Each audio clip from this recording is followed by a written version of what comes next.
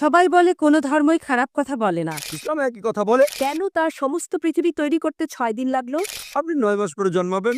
এতগুলো মানুষ দোজখে যাবে? তিনি অবাক হচ্ছেন, এতগুলো মানুষ কিভাবে দোজখে যাবে।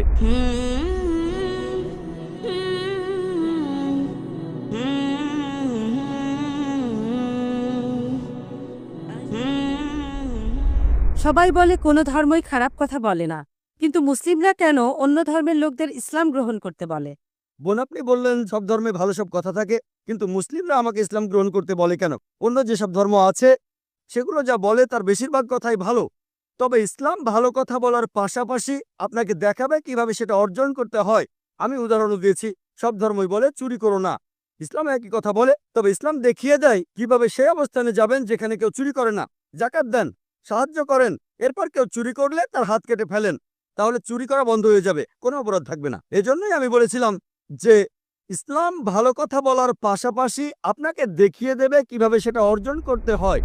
যদি সর্বশক্তিমান আল্লাহ যে কোনো কিছুই তৈরি করতে পারেন, কেন তার সমস্ত পৃথিবী তৈরি করতে 6 দিন লাগলো?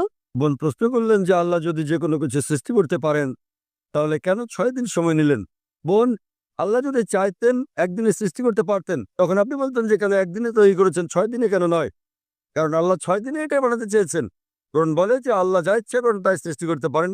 অনেক আয়াতে আছে, আল্লাহ বলেন কোরআনে সূরা আলে ইমরান অধ্যায় 3 আয়াত নম্বর 59, إن مثل عيسى عند الله كمثل آدم خلق من تراب ثم قال له كن فيكون।